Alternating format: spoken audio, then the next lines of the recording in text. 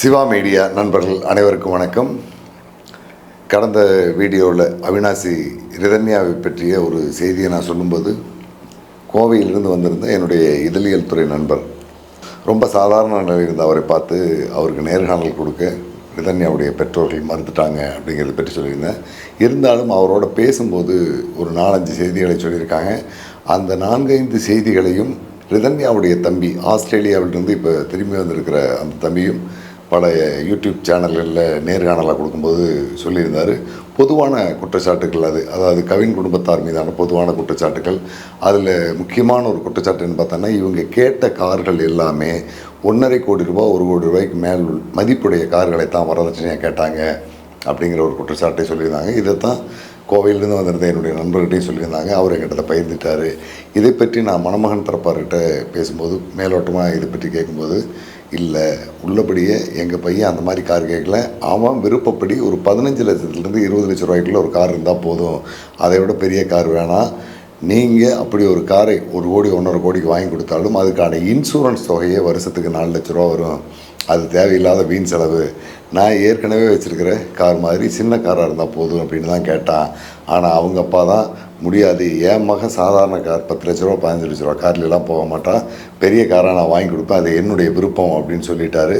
அதே மாதிரி ஏற்கனவே கவின் பயன்படுத்திக்கிட்டு இருந்த கார், அந்த காரை இப்போ விற்றுட்டாங்க. அவங்க குடும்பத்தில் 2 கார் இருந்திருக்கு. அதில் ஒரு காரை கவின் பயன்படுத்தியிருக்காப்புல, அந்த காரை புது கார் வந்தோடனே விற்றுட்டாங்க. அந்த காரினுடைய நம்பர் 3949ங்கிற பதிவு எண். அதே எண் உள்ள கார் தான் என்னுடைய மாப்பிள்ளைக்கு நான் வாங்கணும் அப்படின்னு சொல்லிட்டு அவங்க வேண்டான்னு சொல்கிறாங்க. இந்த ரிஜிஸ்ட்ரேஷன் நம்பர் நம்ம பரம்பரையாக வச்சுருக்கிற நம்பரோ, தொடர்ந்து இந்த குடும்பத்தில் இருக்கிற எல்லாமே இந்த நம்பரை பயன்படுத்துகிற மாதிரி நம்பர்லாம் கிடையாது. இது எதேச்சியாக நாங்கள் வாங்கணும்போது வந்த நம்பர் இதுக்காக நீங்கள் கூடுதல் தொகையெல்லாம் செலவு பண்ண வேணாம் அப்படின்னு சொல்லும்போது, முடியவே முடியாது, மாப்பிள்ளை பயன்படுத்தின அதே காரனுடைய நம்பரை தான் நான் வாங்குவேன் அப்படின்னு சொல்லி TN 39 DH 3949 அப்படிங்கிற பதிவு எண் பதிவு பண்ணி வாங்கி கொடுத்துருக்காரு. இதுவும் முழுக்க ரிதன்யா குடும்பத்தாருடைய விருப்பப்படி தான் நடந்திருக்குது. காரும் ரிதன்யாவுடைய விருப்பப்படி தான் வாங்கியிருக்காங்க. எங்களுடைய தலையீடு இதில் எதுவுமே கிடையாது அப்படிங்கிறதையும் அவங்க சொல்கிறாங்க. இந்த காருக்கு 41 லட்ச ரூபா ரிதன்யாவுடைய தந்தை கோயம்புத்தூர் இருக்கக்கூடிய ராமநாதபுரம் மெயின் பிரான்ச் ICICI பேங்க்கில் கடனாக வாங்கியிருக்காரு. மாத தவணை 85,000 ரூபா கட்ட வேண்டியது. 3 தவணை அந்த காரை கட்டியிருக்காங்க. இப்போ கார் மணமகனுடைய வீட்டார் போர்ட்டிகோவில் நிற்குது. எப்போ காவல்துறை சார்பில் கேட்டாங்கனாலும் நாங்கள் எடுத்து கொடுக்க தயாராக இருக்கோம் அப்படின்னு சொல்கிறாங்க. அதே மாதிரி திருமணம் முழுக்க கவின் குடும்பத்தாருடைய டாமினேஷன்லேயே தான் நடந்தது, நாங்கள் சொல்கிறது எதையுமே அவங்க கேட்டுக்கல அப்படிங்கிற ஒரு செய்தியையும் மணமகன் குடும்பத்தார் மீதான ஒரு குற்றச்சாட்டாக ரிதன்யாவுடைய தம்பியும் வச்சுருப்பார். இதே குற்றச்சாட்டை அவங்க பெற்றோர்களும் சொல்லியிருக்காங்க. ஆனால் மணமகன் குடும்பத்தார் இதை முழுக்க மறுக்கிறாங்க. எங்களுடைய டாமினேஷன் எதுவுமே கிடையாது. இன்றைக்கி கொங்கு மண்டலத்தில் இருக்கக்கூடிய குறிப்பாக கொங்கு வேளாளர் சமூகத்தில் மாப்பிள்ளை வீட்டுக்காரங்க டாமினேஷன் பண்ணுறதுங்கிறதுக்கெல்லாம் 100% எந்த இடத்துலையுமே வாய்ப்பு கிடையாது. எல்லா இடத்துலையுமே பெண் வீட்டாரை அனுசரித்து அவங்க விருப்பத்தை ஏற்று தான் நாங்கள் போக வேண்டியதாக இருக்குது. ஏன்னா பொண்ணு கிடைக்காத சூழலில் படாத பாடுபட்டுக்கிட்டு இருக்கோம். அப்படிப்பட்ட சூழலில் நாங்கள் எப்படி டாமினேட் பண்ண முடியும்? அவங்க அப்பா தான் எல்லாத்தையும் முடிவெடுத்தார். குறிப்பாக நிச்சயதார்த்தம் நாங்கள் முடிவு பண்ணும்போது ஏதோ ஒரு வீட்டில் வச்சுக்கலாம் அப்படிங்கிற மாதிரி சொன்னோம். இல்லை, என் பொண்ணு வயசுக்கு வந்தபோது அவளுக்கான திரட்டி எந்த மண்டபத்தில் நடத்தணும் அதே மண்டபத்தில் தான் நடத்துவேன் அப்படின்ட்டு IMFA அப்படிங்கிற ஒரு நிறுவனத்துக்கு சொந்தமான கலையரங்கம் அங்கே இருக்குது. அந்த கலையரங்கத்தில் தான் அது ரிதன்யாவுடைய பூப்புன நீராட்டு விழா அங்கே நடந்திருக்கு. அங்கே தான் நடத்தணும்னு ஒரு நிச்சயதார்த்தம் நடத்துனாங்க. அதுக்கப்புறம் திருமணத்தை தான் நாங்கள் வேறு இடத்துல நடத்தினோம். திருமணத்துக்கான புகைப்படம், வீடியோ அரேஞ்ச்மெண்ட்ஸ் எல்லாமே நாங்கள் சொன்னதை அவங்க வேணான்ட்டாங்க. சமையல்காரரை மட்டும் நாங்கள் சொன்னதை அவங்க ஏற்றுக்கிட்டாங்க. மீதி எல்லாமே அவங்க விருப்பப்படி தான் நடந்தது.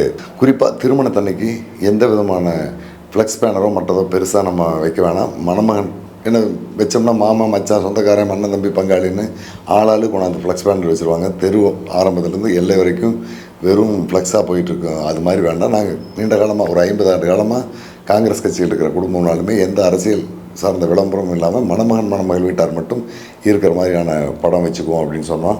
அதை சரின்னு சொன்னாங்க. ஆனால் கல்யாணத்தன்னைக்கு சாயங்காலம் பார்த்தோம்னா அந்த கல்யாண மண்டபத்தினுடைய நுழைவாயிலை முழுக்க அடைச்சி தமிழ்நாட்டிலேயே இல்லாத பல சாமியார்களுடைய ஃபோட்டோ, ஒரு 10 சாமியார்களுடைய ஃபோட்டோவும் ரிதன்யாவுடைய அப்பா அம்மா இருக்கிற மாதிரி அவங்க குடும்பத்தார் இருக்கிற மாதிரி படமெல்லாம் வச்சிட்டாங்க. அதே மாதிரி சென்னையிலேருந்து வந்து இந்த சிரிப்பு நடிகர்கள் எல்லாத்தையும் ஆளுகிற ஃப்ளெக்ஸ் பேனர் வச்சு அவங்களோட இவங்க ஃபோட்டோவில் வச்சுட்டாங்க. மணமகன் வீட்டாருடைய ஃபோட்டோ ஃப்ளெக்ஸ் அப்படிங்கிறது அந்த ஏரியாவில் எதுவுமே இல்லை. அதுக்கப்புறம் இரவு 8 மணிக்கு மேலே மணமகனுடைய தாத்தா, அது திருப்பூர் மாவட்ட காங்கிரஸ் கமிட்டியினுடைய தலைவராக இருக்கிற கிருஷ்ணன் தான், நம்ம வீட்டு கல்யாணங்கிறது ஒரு சின்ன அடையாளமாக வேணும், போய் 2 ஏதாவது போட்டு வாங்க அப்படின்னு சொல்லி அவர் 2 குடும்பத்தாரும் சார்ந்த புகைப்படம் போட்ட ஒரு ஃப்ளெக்ஸை கொண்டாந்து முன்னால் வைக்க வேண்டியதாக போச்சு. இந்த படங்கள்லாம் யார் வச்சாங்க அப்படின்னு மணமகன் தரப்பாரப்பே அண்ணாதுரைட்ட கேட்டிருக்காங்க. இது நான் வைக்கல, எல்லாம் என்னுடைய நண்பர்கள் வச்சு போட்டாங்க, எனக்கே தெரியாது அப்படின்ட்டுருக்காரு. அப்போ உங்கள் ஃபோட்டோவெல்லாம் அது எப்படி கிடச்சிது? நிச்சயதார்த்தத்தின் போது எடுத்த படமெல்லாம் அந்த ஃப்ளெக்ஸில் வந்திருக்கு, அதெல்லாம் யார் கொடுத்துருங்க அப்படின்னு கேட்டதுக்கு போது என்கிட்ட தான் கேட்டாங்க, நான் இந்த மாதிரிலாம் செய்வாங்கன்னு தெரியல, கொடுத்தேன் போட்டாங்க அப்படின்னு சொல்லி மனுப்பிட்டு போயிட்டார். அந்த மாதிரி தான் எல்லா விவகாரங்களையும் அவங்களுடைய விருப்பப்படி தான் இது நடந்தது. மணமகன் வீட்டாருடைய விருப்பம் அப்படிங்கிறது அங்கே 2வது பட்சமாக போயிட்டுது. எல்லாம் அவருடைய விருப்பத்தின்படி தான் நடந்தது. இது முழுக்க முழுக்க பொய்யான தகவல் அப்படின்னு சொல்கிறாங்க. நம்ம விசாரித்த வகையிலும் அது உண்மைதான் அப்படிங்கிறது தெரியுது.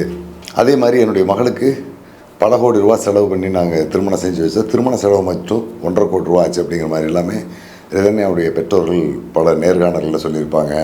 ஆனால் திருமணத்துக்கான செலவு மொத்தம் 48 லட்ச ரூபா தான். மண்டப வாடகை, அதுக்கு முன்னே புகைப்படம், வீடியோ, சமையல் உள்ளிட்ட அனைத்து விவகாரங்களுமே 48 லட்ச ரூபாயில் முடிஞ்சிருச்சு. எங்களுடைய பங்கு 24 லட்ச ரூபாயை நாங்கள் அவங்களுக்கு பிரித்து கொடுத்துட்டோம். மற்றபடி இதில் கோடிக்கணக்கில் எல்லாம் ஒன்றும் செலவாகலை. இந்த 24 லட்ச ரூபா போக மீதி அவங்களுக்கு கூடுதலாக ஒரு 6 லட்ச ரூபா செலவாயிருக்கலாம். இவ்வளோ தான் செலவாயிருக்கும். இதுக்கு மேலேயெல்லாம் செலவானது கோடிக்கணக்கில் ஆடம்பரம் அப்படிங்கிறதுலாம் கிடையாதுங்க. சராசரியாக நடக்கிற மாதிரி, திருப்பூர் பகுதியில் நடக்கிற மாதிரி 24 லட்ச ரூபா தான் 2 வீட்டாரும் ஆளுக்கு பிரிச்சுக்கிட்டோம். இதுதாங்க நடந்தது அப்படிங்கிறதையும் சொல்கிறாங்க. கோவை சேர்ந்த இதழியல் துறை நண்பர்கிட்ட பேசும்போது, இந்த பையன் பெருசாக படிச்சிருப்பான், ஐஏஎஸ்க்கெல்லாம் முயற்சி பண்ணான் அப்படின்னு சொன்னாங்க. ஆனால் அப்படியெல்லாம் ஒன்றும் கிடையாது. பிகாம் மட்டும் தான் காலேஜில் படிச்சிருக்கான். அதுக்கப்புறம் படித்த மாதிரி தெரியல. அதுலேயும் பேப்பர் 1-2 அரியர்ஸ் இருக்குது. அந்த பையனுக்கு கார் ஓட்ட தெரியாது, எங்கள் பொண்ணு தான் காரில் உட்கார வச்சு அவனை ஓட்டிகிட்டு போகும் அப்படிங்கிற குற்றச்சாட்டு சொல்லியிருந்தாங்க. பெரும்பாலும் இவன் எல்லாத்துலேயும் பின்தங்கி தான் இருப்பான், எதுலேயுமே ஒரு ஆக்டிவாக முன்னால் வர மாட்டான், எங்கள் பொண்ணு தான் அவனை எல்லாத்துலேயும் வழிகாட்டி கூட்டி போயிட்டு இருந்துச்சு அப்படிங்கிற ஒரு குற்றச்சாட்டை சொல்லியிருக்காங்க. இதுவும் அவங்க சொன்னதில் முரண்பாடாக தான் தெரியுது. பையன் பிகாம் கோவையில் இருக்கிற ஜிஆர்டி கல்லூரியில் படிச்சிருக்காரு, நல்ல மதிப்பெண் எடுத்திருக்கான். ஆனாலும் அந்த குடும்பத்தினுடைய தகுதிக்கு அவங்க அரசு வேலைகளுக்கோ மற்ற தனியார் நிறுவனங்களுடைய சராசரியான வேலைகளுக்கோ போகிறது தகுதி குறைவுங்கிற ஒரு எண்ணம் அவங்ககிட்ட இருந்திருக்குது. அது அவங்க பேச்சிலேயே தெரியுது. குறைந்தபட்சம் குரூப் 1 அல்லது ஐஏஎஸ் ஐபிஎஸ் அந்த மாதிரியான அதிகாரியாக தங்கள் பையன் வந்தால் தான் அந்த குடும்பத்துக்கு கௌரவங்கிற மாதிரி நினச்சிருக்காங்க. அதுக்காக 2 ஆண்டுகள் கோவையிலிருந்து தனியார் கோச்சிங் சென்டருக்கு போயிட்டு 2 முறை நுழைவுத் தேர்வு எழுதியிருக்காரு. 2மே முடியல. அதுக்கு பிறகு தான் கடந்த ஒரு 6 மாதத்துக்கு முன்னால் அவினாசி கூடி வந்திருக்காங்க. கவின்குமார் 6ஆம் வகுப்பு படிக்கும்போது உடுமலையில் இருக்கிற சைனிக் பள்ளியில் சேர்த்தணும் அப்படிங்கிற அந்த முடிவில் அங்கே பையனை கொண்டு போய் காலேஜில் கோச்சிங் சென்டரில் சேர்த்துருக்காங்க. அது தனியார் பள்ளியில் சேர்த்து அதில் தேர்ச்சி பெற்று அதுக்கப்புறம் சைனிக் ஸ்கூல் போகிற முயற்சியில் போயிருக்காங்க. ஆனால் அங்கே பையனுக்கு உணவு வகையிலும் தங்குமிடமும் ஒத்து வரலைங்கிறனால அங்கேருந்து டிசி வாங்கிட்டு வந்து திரும்ப கோயம்புத்தூரில் கொண்டு போய் ஒரு ஸ்கூலில் சேர்த்துட்டு அங்கேருந்து கல்லூரி முடிக்கின்ற காலம் வரைக்கும் அங்கேயே இருந்திருக்காங்க. அதுக்கு பிறகு அவருடைய கல்லூரி படிப்பெல்லாம் முடிச்சு 2 முறை ஐஏஎஸ் நுழைவுத் தேர்வுலையும் அவர் தேர்வு எழுதுகின்ற நேரத்தில் கோயம்புத்தூர் இருந்திருக்காங்க. அதுக்கு பிறகு ஒரு 2 ஆண்டுகளுக்கு முன்னால் அவினாசியில் இப்போ குடியிருக்கிற அந்த இடத்த வாங்கிட்டு அந்த இடத்துல ஒரு 4 கோடி ரூபாய்க்கு மேலே செலவு செஞ்சு ஒரு வீட்டை கட்டிட்டு அந்த வீட்டில் இப்போ ஒரு 4 மாதத்துக்கு முன்னே குடி வந்திருக்காங்க. இதுதான் நடந்தது. பையனுக்கு கார் ஓட்ட தெரியும், அவனுடைய பிகாம் டிகிரி சர்டிஃபிகேட் இருக்குது, அதுக்கு பிறகு எம்பிஏ கரஸில் பண்ணியிருக்கான். இப்போ அவனுக்கு எதுவும் தொழில் கிடையாது. கோடிக்கணக்கில் தொழில் ஆரம்பிக்கிறதுங்கிறதுல ஒரு பெரிய பிரச்சனை இல்லை. ஆனால் பையனுக்கு அதை பற்றி முழு பக்குவமும் தொழிலை நடத்தக்கூடிய அளவுக்கும் அனுபவம் இல்லை. அப்படிங்கிறனால வேறு யாராவது ஒரு தொழில் தொடங்கலாம் அல்லது வேறு ஏதாவது டிஜிட்டல் மார்க்கெட்டிங் மாதிரி திருப்பூர்லேருந்து ஏற்றுமதி செய்கிறதுக்கான முயற்சி பண்ணலாம் அப்படிங்கிற சூழல் இருக்கும்போது தான் கல்யாணம் வந்தது. கல்யாணத்தை முடிச்சுட்டு அவனுக்கு அந்த வேலையை செஞ்சு கொடுக்கலான்னு நினச்சான். ஆனால் பொண்ணு தான் ஏதாவது செய்யணும், சும்மா இருக்கக்கூடாது, நீ அந்த தொழில் செய்ய இந்த தொழில் செய்யன்னு சொல்லிட்டு இருந்தது. அதுவும் இல்லாமல் இப்போ குமரன் காலேஜில் நடந்த ஏதோ ஒரு போட்டித் தேர்வில் இவனை கட்டாயப்படுத்தி நீ படின்னு சொல்லி படிக்க வச்சு கொண்டு போய் எக்ஸாம் எழுதுறதுக்கெல்லாம் கூட்டி போய் கொண்டு வந்துட்டுருந்தா. பெரும்பாலும் ரிதன்யா வாங்கிட்டு வந்த அந்த காரை அது கவின்குமார் ஓட்டுறதை விட அந்த பொண்ணு தான் அதிகமாக ஓட்டியிருக்கு. அந்த பொண்ணு கார் ஓட்டுறதுல அதிக ஆர்வம் இருக்குது. கடந்த ஒரு 1 மாத அளவில் கவின்குமார் வீட்டில் இருந்த வீடியோ ஃபுட்டேஜ் எல்லாம் எடுத்து போலீஸுக்கு கொடுத்துருக்காங்க. அந்த வீடியோ ஃபுட்டேஜில் ஒரு 13-14 முறை கார் வெளியில் போயிட்டு உள்ளே வரது பதிவாக இருக்குது. அதில் ஒரு முறையோ 2 முறையோ தான் கவின்குமார் கார் ஓட்டியிருக்காரு. மீதி எல்லாமே ரிதன்யா பாப்பா தான் கார் ஓட்டிகிட்டு வந்ததான வீடியோ எல்லாமே போலீஸ் எடுத்துகிட்டு போயிருக்காங்க. அந்த காரை பொறுத்த வரைக்கும் அது ரிதன்யா தான் அதிகம் பயன்படுத்தினது. எல்லா விதத்திலும் ரிதன்யா கவின்குமாரை டாமினேட் பண்ணி அவனை இப்படி தான் நடக்கணுங்கிற மாதிரி கேரக்டராக தான் கூட்டிகிட்டு போயிட்டு இருந்தது. எந்த இடத்துலையுமே எங்கள் பையன் அந்த பொண்ணை டாமினேட் பண்ணுறது வாய்ப்பே கிடையாது, அப்படி நடக்கவே இல்லைங்கிறாங்க. அதே மாதிரி ரிதன்யாவுடைய அப்பா பேசும்போது ஒரு முறை ஹனிமூனுக்காக அவங்க 2 பேரும் ஊட்டி போயிட்டு வந்தாங்க. ஊட்டியில் எங்களுடைய கெஸ்ட் ஹவுஸ் ஒன்று இருக்குது.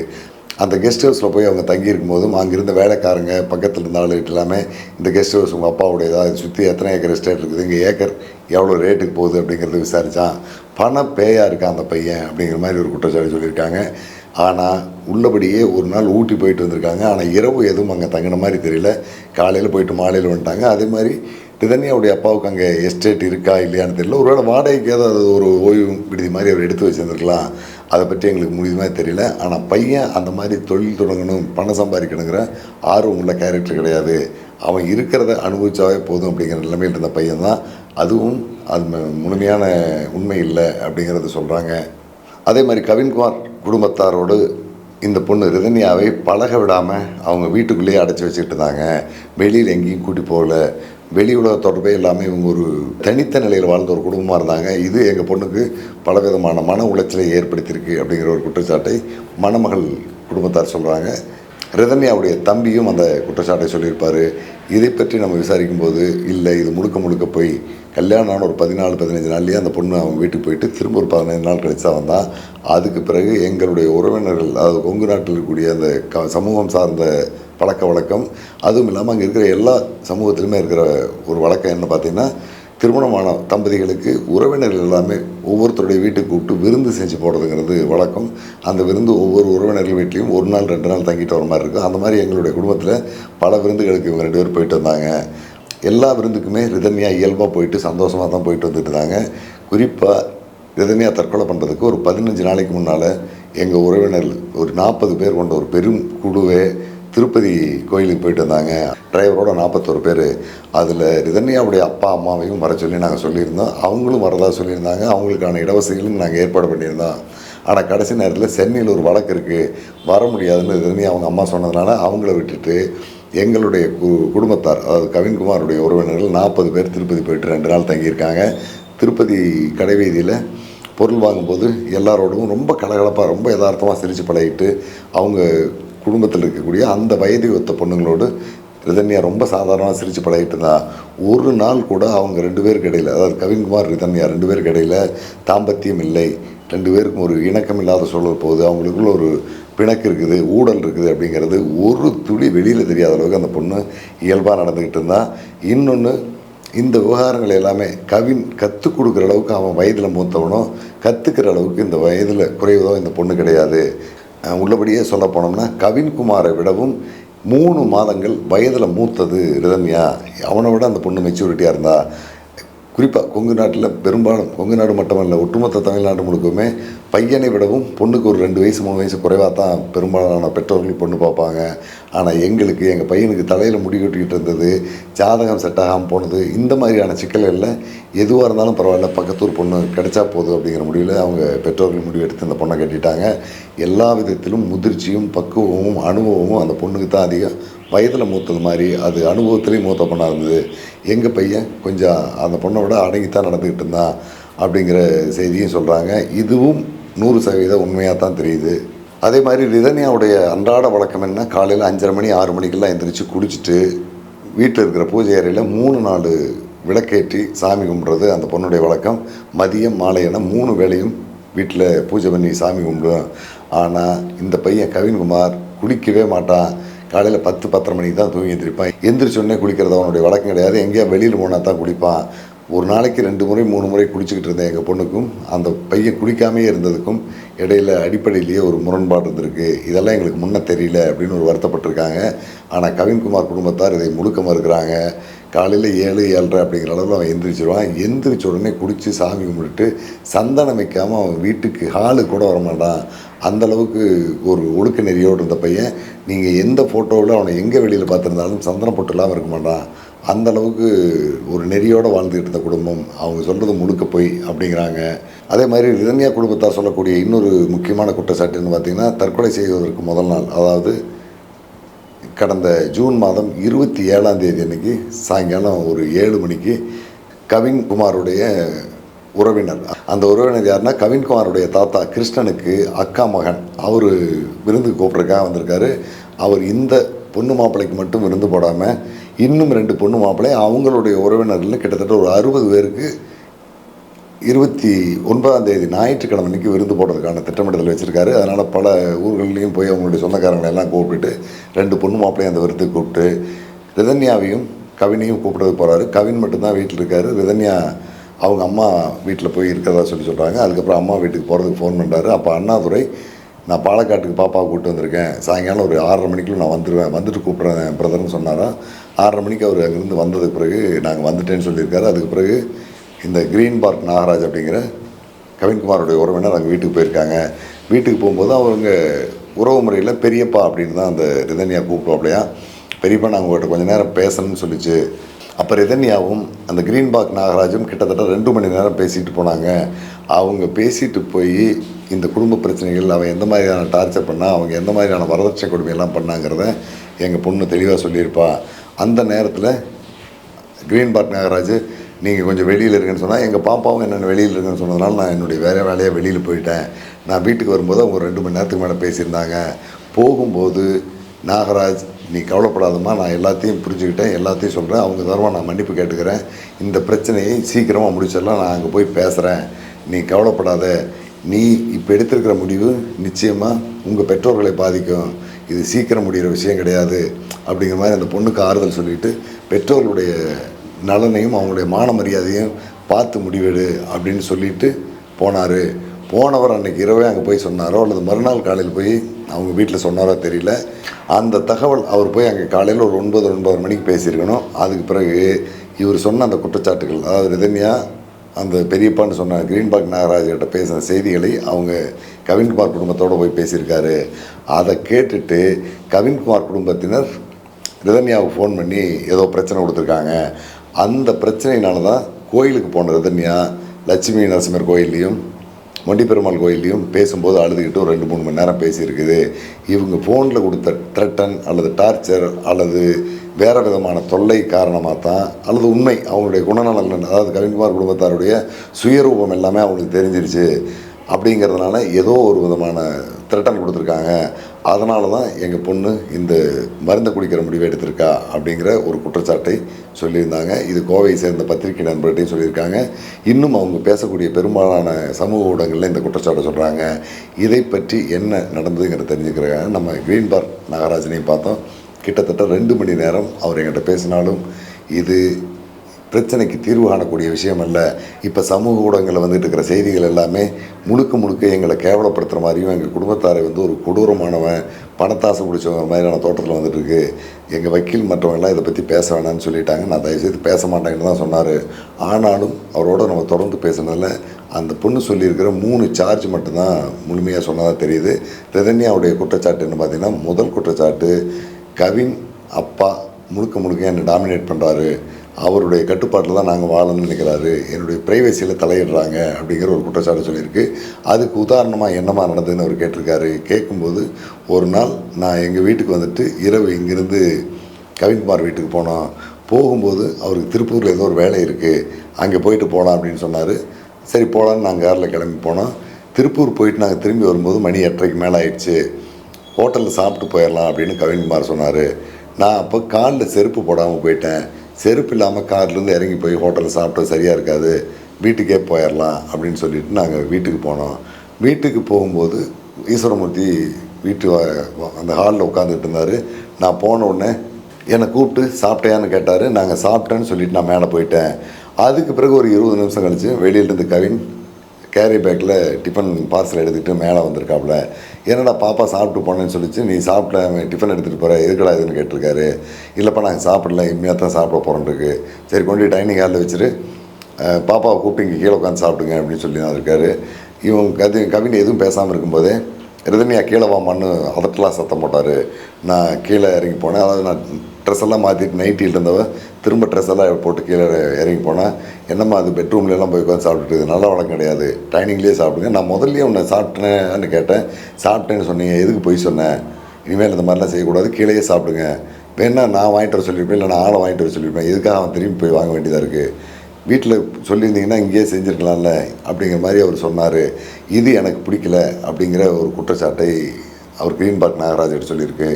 அவர் இது ஒரு பெரிய பிரச்சனை இல்லாமல் இது எல்லா வீட்லேயும் நடக்கிறதா, ஒவ்வொரு வீட்டுக்கும் ஒரு மாதிரியான பழக்க வழக்கங்கள் இருக்கும். உங்கள் வீட்டில் ஒரு மாதிரி இருக்குது, அவங்க வீட்டில் ஒரு மாதிரி இருக்குது. இதை நம்ம அனுசரித்து போகணும்.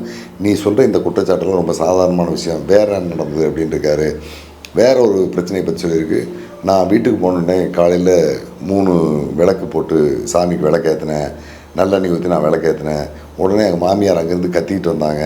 கத்திக்கிட்டு வந்து, எதுக்குமா விளக்கேற்றுறேன்? 4 கோடி ரூபாய் கட்டின வீடுமா, நீ விளக்கேற்றினா புகையில் வீடெல்லாம் கறி பிடிக்கும், விளக்கேற்ற வேண்டான்னு சொல்லிட்டாங்க. இதெல்லாம் ரொம்ப கொடுமையாக இருக்குது அப்படின்னு அந்த பொண்ணு சொல்லிச்சு. இதை நான் இங்கே வந்து கவின்குமார் வீட்டில் கேட்கும்போது, விளக்கு ஏற்றினது உண்மை, கவின்குமாருடைய அம்மா சித்ராதேவி போய் நீ விளக்கு ஏற்றாதேன்னு சொன்னது உண்மை. ஆனால் அவங்க அடுத்து சொன்னது இந்த பொண்ணு சொல்ல மறந்துருக்கு. என்னென்னா, நீ நல்லெண்ணெயில் விளக்கேற்றினா புகை வரும், அது வேணாம். வழக்கமாகவே நம்ம வீட்டில் எப்போவுமே நெய்யில் தான் விளக்கேற்றுவோம். நான் மத்தியானமாக நெய் 2 கிலோ வாங்கிட்டு வந்து கொடுக்க சொல்கிறேன், இனிமேல் நீ நெய் விளக்கேற்று, அதில் புகை வராது, அது விடிய வரைக்கும் பகல் முழுக்க எரிஞ்சாலும் பிரச்சனை இருக்காது. நான் நெய் வாங்கி தரமா நெய் விளக்கேற்றுன்னு சொல்லியிருக்காங்க. ஆனால் இந்த பொண்ணு ஒரு பாதியை மறைச்சிட்டு என்கிட்ட ஒரு பாதியை சொல்லியிருக்கு. இதே மாதிரி இன்னொரு சிக்கல் என்ன, திருப்பதி போயிட்டு இவங்க எல்லாமே திரும்பி வரும்போது, உன்னுடைய பொறுப்பு தாமா இந்த குடும்பத்தை என்னை அடித்து வழி நடத்துறது, எவ்வளோ லட்டு வேணும் என்னங்கிறதெல்லாம் நீ வாங்கிட்டு வந்துரு. ஆனால் நம்ம சொந்தக்காரங்களுக்கு நாங்கள் 20 வருஷமாக திருப்பதிக்கு வந்துட்டு போனோடனே 9 வீட்டுக்கு லட்டு கொடுப்போம், பிரசாதம் கொடுப்போம், அந்த 9ஓட உனக்கு எவ்வளோ வேணாலும் நீ சேர்த்து வாங்கிட்டு வா அப்படின்னு சொல்லி கவின்குமாருடைய அம்மா சொல்லியிருக்காங்க. கவின்குமாருடைய அப்பாவும் அதை பக்கத்துலேருந்து கேட்டிருக்காரு. ஆனால் இந்த ரிதன்யா போயிட்டு ஒரு 15 லட்டும் அதுக்கு தேவையான அளவுக்கு பிரசாதம் வாங்கிட்டு வந்திருக்கு. மறுநாள் கொஞ்சம் லட்டு பிரசாதமெல்லாம் எடுத்துக்கிட்டு திருப்பதியிலேருந்து வந்ததுக்கு மறுநாள் கவின்குமார் வீட்டிலேருந்து அவங்களுடைய, அதாவது அண்ணாதுரை வீட்டுக்கு போகிறதுக்கு ரிதன்யா கிளம்பியிருக்கு. போகும்போது ரிதன்யா பிரசாதம்லாம் எடுத்துகிட்டு போ, நமக்கு 9 லட்டு வேணும் இங்கே வர்றவங்களுக்கு, அதுக்கு மேலே இருக்கிறத நீ எடுத்துகிட்டு போ அப்படின்னு சொல்லியிருக்காங்க. ஆனால் ரிதன்யா 7ஓ 8ஓ எடுத்து வச்சுருந்துருக்கு. அதில் இருந்து 1-2 லட்டை எடுத்து இங்கே வச்சுட்டு போகிற மாதிரியான சூழல் வந்திருக்கு. இதுவும் என்னுடைய தனிப்பட்ட பிரைவசியில் அவங்க அதிகமாக தலையிடுறாங்கன்னு சொல்லியிருக்கு. இதை பற்றியும் நாகராஜன் கேட்டிருக்காரு. இதுதான் நடந்திருக்கு.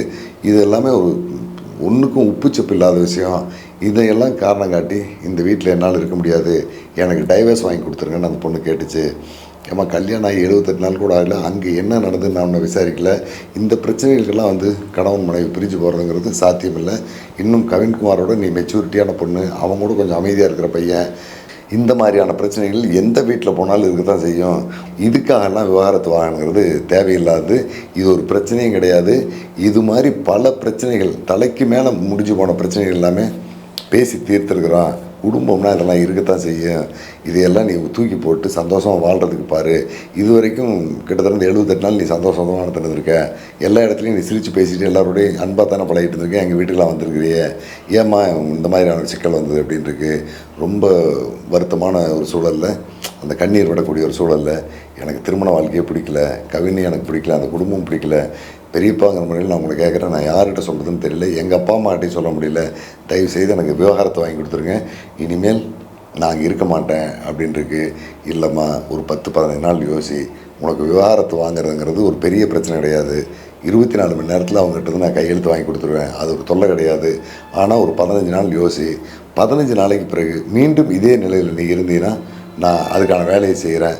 15 நாள் கூட வேண்டாம், இன்னொரு 10 நாள், 25 நாள் டைம் எடுத்துக்க. இந்த 25 நாளுக்கும் யோசிச்சு நீ முடிவு பண்ணு, அதுக்கப்புறம் இதை பற்றி பேசுவோம் அப்படின்ட்டுருக்காரு. இல்லை பெரியப்பா, என்னால் முடியாது, தினமும் ஃபோன் பண்ணி வர்றையா வர்றையா வர்றையான்னு அவன் கூப்பிட்டுட்டே இருக்கான், ஏன் வரமாட்டேங்கிறீங்களா? அவங்க அம்மாவும் மாமனாரும் வா வா வா வா வீட்டுக்கு வான்னு கூப்பிட்டே இருக்காங்க, எனக்கு பெரிய டார்ச்சராக இருக்குது, என்னால் முடியல, நான் இங்கேயே இருந்துக்கிறேன், அவங்க ஃபோன் பண்ணாவே எனக்கு வெறியாக வருது, எனக்கு பதட்டமாகுது அப்படின்ட்டுருக்கு. கவின்குமார் குடும்பத்திலேருந்து யாரும் ஃபோன் பண்ண மாட்டாங்க. நான் இப்போவே போகிறேன், போய் அங்கே இனிமேல் 25 நாள் வரைக்கும் எந்த பிரச்சனையாக இருந்தாலும் ரிதன்யாவுக்கு நீங்கள் ஃபோன் பண்ணாதீங்க, ஏதாவது தேவைன்னா எனக்கு ஃபோன் பண்ணுங்கள், நான் போய் பார்த்துக்கிறேன். அதே மாதிரி அந்த 25 நாளும் அந்த பிள்ளையை போய் யாரும் பார்க்காதீங்க, அவளாக இங்கே வந்துடுவா, அது வரைக்கும் நீங்கள் கொஞ்சம் அமைதியாக இருங்க. வேறு மாதிரி பிரச்சனைகள் இருக்குது, உங்கள் மேலேயும் சில தவறுகள் இருக்குது, 28 வருஷம் 27 வருஷம் ஒரு வீட்டில் வாழ்ந்த புள்ள உடனே தன்னுடைய பழக்கத்தை மாற்றிட்டு உங்கள் வழக்கத்துக்கு வர்றதுங்கிறலாம் வாய்ப்பு கிடையாது. அதே மாதிரி உங்கள் பையனும் முழுக்க தன்னுடைய வழக்கத்தை மாற்றிட்டு மாறி போகிறதுக்கு வாய்ப்பு கிடையாது. இது எல்லாமே அடிப்படையில் போக போக சரியாகிற விஷயம். நீங்கள் உடனே நடக்குன்னு நினைக்கிறதெல்லாம் தப்பு. இந்த மாதிரி செய்யாதீங்க. உங்கள் மேலேயும் சில தப்புகள் இருக்குது, அவங்க மேலேயும் சில தப்பு இருக்குது. இதையெல்லாம் நம்ம பேசி தீர்த்துக்குவோம். இதெல்லாம் ஒன்றும் பெரிய பிரச்சனையும் கிடையாது. யதார்த்தமாக எல்லா குடும்பத்துலேயும் வர சிக்கல் தான். ஆனால் எந்த காரணம் கொண்டும் நீங்கள் அவங்களுக்கு ஃபோன் பண்ணுறது, நேரில் போய் பார்க்குறதுங்கிறது வேணாம், விட்டுரு அப்படின்னு சொன்னால் கவின்குமார் மட்டும் வந்து என்ன மாமா என்ன நடந்தது மாமா, என்ன சொன்னாங்க மாமான்னு என்னை வற்புறுத்தினா எதுவுமே பேசாதப்பா, எனக்கு இப்போ அவசரமான வேலை இருக்குது, நான் ஏற்கனவே 60 பேரை விருந்துக்கு கூப்பிட்டுட்டேன், ஆனால் இப்போ விருந்து நடக்காது போல இருக்குது, நாளைக்கு ஞாயிற்றுக்கிழமை அன்றைக்கி விருந்து நடத்துறதுக்கு வாய்ப்பு இல்லை, நான் விருந்துக்கு கூப்பிட்டவங்களை எல்லாமே விருந்து இந்த நாளைக்கு இல்லை, மீண்டும் ஒரு நாள் நடத்திக்கலான்னு நான் அதை தள்ளி வைக்க போகணும். எதுவும் எந்த காரணம் கொண்டும் நீ ரிதன்யாவுக்கு ஃபோன் பண்ணக்கூடாது, ரிதன்யா குடும்பத்தோடு பேசக்கூடாதுன்னு சொன்னேன். இல்லைப்பா, பெரும்பாலான நேரத்தில் ரிதன்யா ஃபோன் வந்து ஏரோப்ளைன் மோடு தான் இருக்குது. அந்த பொண்ணு அவளுடைய பர்சனல் வாட்ஸ்அப் காலில் தான் வேறு யார்கிட்டயா பேசுவா, எனக்கு தெரிஞ்ச அந்த ஃபோன் ஆப்பில் தான் இருக்கும், நான் எதுவும் ஃபோன் பண்ண மாட்டேன்னு கவின்னு சொல்லியிருக்காப்புல. அவங்க அப்பா அம்மாவும் நாங்கள் இனிமேல் ஃபோன் பண்ணிருக்காங்க. இந்த நிலையிலேயே நான் எங்கள் வீட்டுக்கு திரும்பி வந்துட்டேன்.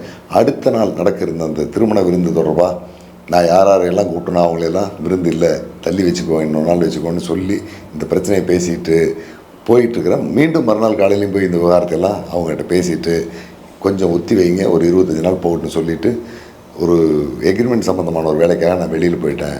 போயிருக்கும்போது தான் மதியம் 2 மணிக்கு ரிதன்யா தற்கொலை பண்ணிட்டான்னு 28ஆம் தேதி அன்றைக்கி எனக்கு ஃபோன் வந்தது. இதுதான் சார் நடந்தது. ரிதன்யா விவகாரத்து கேட்டதும் உண்மை. அந்த விவகாரத்து வாங்கிறதுக்கான அடிப்படை காரணங்கள் எதுவுமே கிடையாது. அந்த பொண்ணுக்கு திருமண வாழ்க்கையில் விருப்பம் இல்லைங்கிறது மட்டும் தெரியுது. ஆனால் அதுக்கு அது சொன்ன காரணங்கள் எல்லாமே சொத்தை காரணங்கள் அப்படிங்கிறாரு.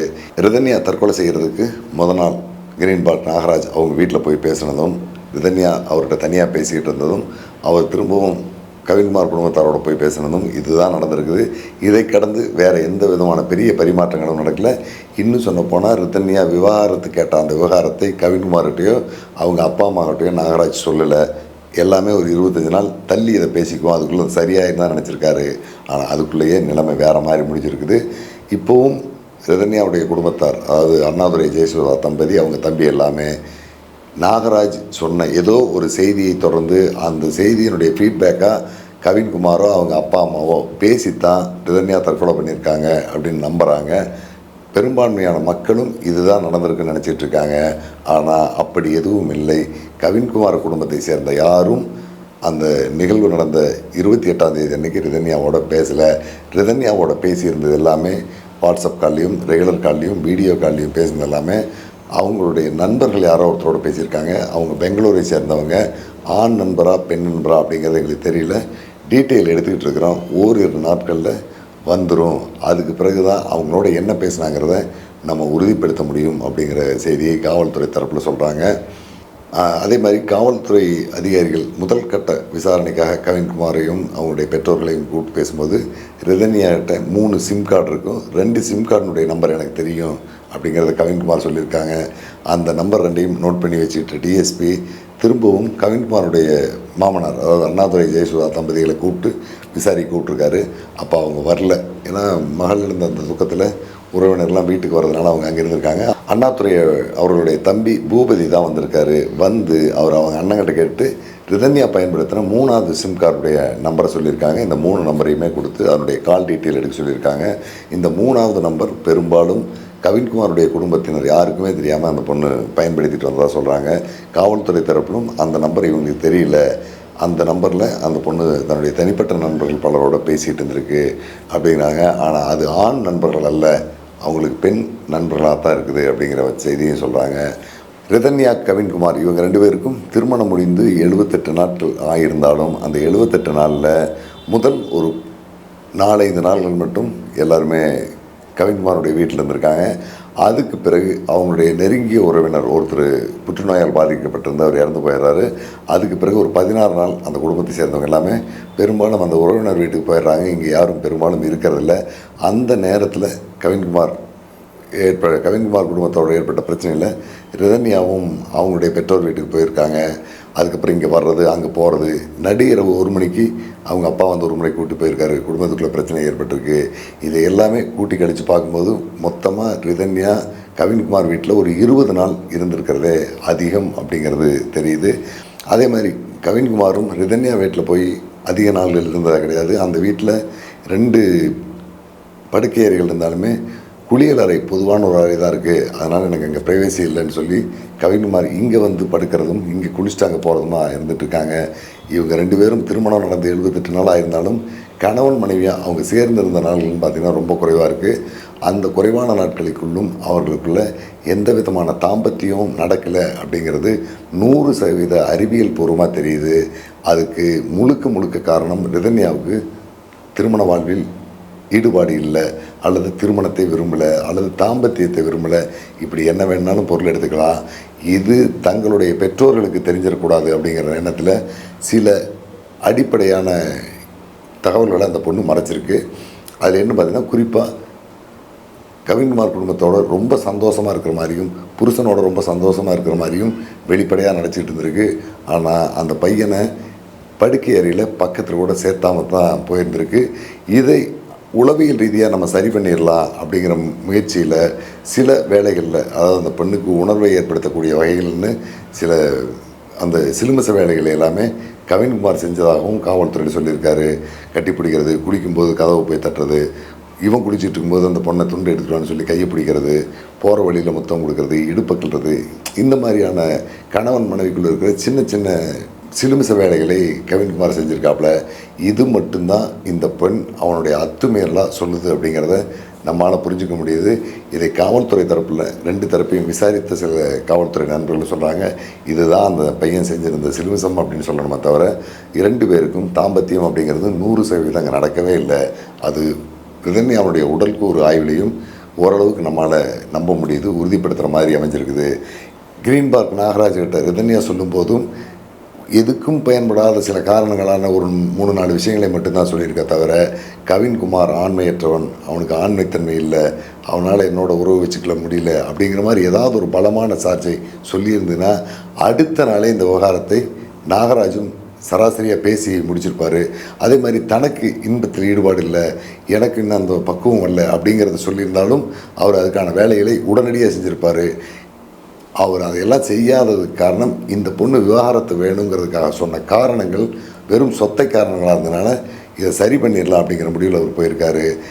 இந்த குறிப்பிட்ட எல்லைக்குள்ளே தான் ரிதன்யாவுக்கும் கவின்குமாருக்கும் ஒரு பெரிய விரிசல் உருவாயிருக்கு. ரிதன்யாவுடைய தற்கொலைக்கு போகக்கூடிய அளவுக்கு அது தள்ளி போயிருக்கு. அப்படி என்ன காரணம் அப்படின்னு பார்த்தோம்னா, நிச்சயமாக வரதட்சணையோ அல்லது அங்கிருந்த பாலியல் சீண்டல்களோ பாண்டியல் அத்துமீறல்களோ அல்லது அந்த முறையற்ற உறவுக்கு அந்த பையன் கூப்பிட்டார் அப்படிங்கிறத காரணமாக இருக்க வாய்ப்பில்லை. இன்றைய காலகட்டத்தில் புதிதாக திருமணம் ஏற்படக்கூடிய பல திருமணங்களில் கணவன் மனைவிக்குள்ளான அந்த புரிதல்கள் சரியில்லாமல் ஒரு 3-4 மாதங்களுக்குள்ளாகவே கணவன் மனைவிக்குள்ளே பிரச்சனை ஏற்பட்டு 2 தரப்புமே விவாகரத்தை நோக்கி போகிறதுங்கிறது சராசரியாக பல இடங்களில் நம்ம கண்கூடாக பார்த்துட்ருக்குறோம். ஒருவேளை கவின்குமாருக்கு ஏதாவது ஆண்மை குறைபாட்டுடைய அல்லது அவருடைய தாம்பத்திய வாழ்க்கை தகுதி இல்லாத நபராக இருந்திருந்தால் அதை பற்றி ரிதன்யா நாகராஜ் கிட்ட பேசும்போது, அதாவது தற்கொலை பண்ணுறதுக்கு முதல் நாள் கிரீன் பார்க் நாகராஜ் கிட்ட பேசும்போது அதை பற்றி சொல்லியிருந்தாலும் அவர் இந்த விவகாரத்தை உடனே கையாண்டிருப்பார். அது கையாளத்தக்க விதம் வேறு மாதிரி இருந்திருக்கும். பிரச்சனையை 2 நாள்லேயே முடிச்சிருப்பார். அப்படியும் பிரச்சனை இருந்தால் தெரியல. அதே மாதிரி தனக்கு அதில் ஈடுபாடு இல்லை, சரியான பக்குவத்துக்கு நான் இன்னும் வரல அப்படிங்கிறது இந்த பொண்ணு சொல்லியிருந்தாலும் அதையும் வேறு மாதிரி அவர் கையாண்டு அடுத்தடுத்த நாள்களிலேயே அவர் அந்த பிரச்சனையை முடிக்கிறதுக்கு முயற்சி பண்ணியிருப்பார். 2 குடும்பத்துக்குமே வெளியில் தெரியாத இந்த விவகாரத்தை முடித்து ரிதன்யாவும் கவின்குமாரும் பிரிஞ்சு போகிறதுக்கு வாய்ப்பாக இருந்திருக்கும். ஆனால் இந்த பொண்ணு ரிதன்யா அப்படிப்பட்ட சார்ஜ் எதுவுமே சொல்லலை. கவின்குமார் குடும்பத்தார் தன்னோட நடந்துக்கிற விதத்தில் தனக்கு உடன்பாடு இல்லை, அவங்க ரொம்ப டாமினேட் பண்ணுறாங்க, எனக்கு பிடிக்கல, என்னால் அங்கே வாழ முடியலைங்கிற ஒரு சாதாரண காரணங்களை மட்டும் சொன்னதுனால தான் அவர் 25 நாள் டைம் கொடுத்துட்டு வந்திருக்காரு.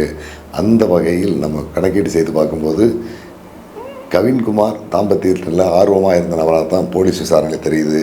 ஆனால் ரிதன்யா கிட்ட தான் அதில் ஈடுபாடு இல்லாத நிலை இருந்தால் தெரியுது. இந்த 2க்கு இடையில் ஏற்பட்ட மோதல் தான் ரிதன்யாவுடைய தற்கொலை காரணமாக இருந்திருக்கு. தற்கொலைக்கு காரணம் அப்படின்னு சொன்னோம்னா இவங்க சொல்லக்கூடிய இந்த சீண்டல்கள் காரணமாக இருக்கிறதுக்கு வாய்ப்பில்லை, வரதட்சணை காரணமாக இருக்கிறதுக்கு வாய்ப்பில்லை, முறையற்ற உறவும் காரணமாக இருக்கிறதுக்கு வாய்ப்பில்லை. ரிதன்யாவிடம் இருந்த ஏதோ ஒரு மன அழுத்தம் அல்லது மனக்குறை அல்லது உடல் குறை அல்லது அந்த பெண்ணுடைய புரிதல் இல்லாமல் ஏதோ ஒரு காரணம் தான் ரிதன்யாவை இந்த நிலைக்கு தள்ளி இருக்கிறது தெரியுது. இருந்தாலும் உடற்கூறு ஆய்வினுடைய முழு அறிக்கை கண்டிப்பாக அந்த ஆய்வறிக்கை பொது வெளியில் நீங்கள்லாம் பார்த்து விமர்சனம் பண்ணுற அளவுக்கு காவல்துறையோ அரசோ அனுமதிக்காது. அப்படி கொடுக்கவும் வாய்ப்பில்லை. நீதிமன்றத்துக்கு வரும். நீதிபதியும் எதிர் தரப்பு வழக்கறிஞர்களும் அதை பற்றி பேசுவாங்க. அந்த அளவில் வழக்கு அடுத்த கட்டத்துக்கு போகும். இந்த தற்கொலைக்கு யார் காரணம் அப்படிங்கிறது உறுதி செய்யப்பட்டால் இவங்களுக்கு தண்டனை கிடைக்கும். அப்படி உறுதி செய்யப்படலை அப்படின்னா தண்டனையிலேருந்து அவங்க வெளியில் வந்துடுவாங்க. இந்த அளவில் தான் அந்த உடற்கூறு ஆய்வறிக்கை வெளியே வருமே தவிர, நீங்கள் யூடியூப் சேனலில் பார்த்துக்கிட்டு இருக்க அளவுக்கு எல்லோரும் உட்காந்து இந்த ரிப்போர்ட் இது சொல்லியிருக்கு, இந்த ரிப்போர்ட்டில் 8வது பக்கம் இது சொல்லியிருக்கிறதெல்லாம் விவாதத்துக்கு வர்றதுக்கு வாய்ப்பு இல்லை.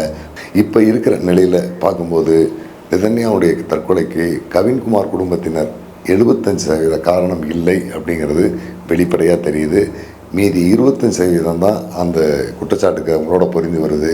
அது அந்த பொண்ணுடைய விருப்பத்துக்கு மாறாக அவங்க சில வேலைகளை குடும்ப நடவடிக்கைகளை செய்ய சொன்னது.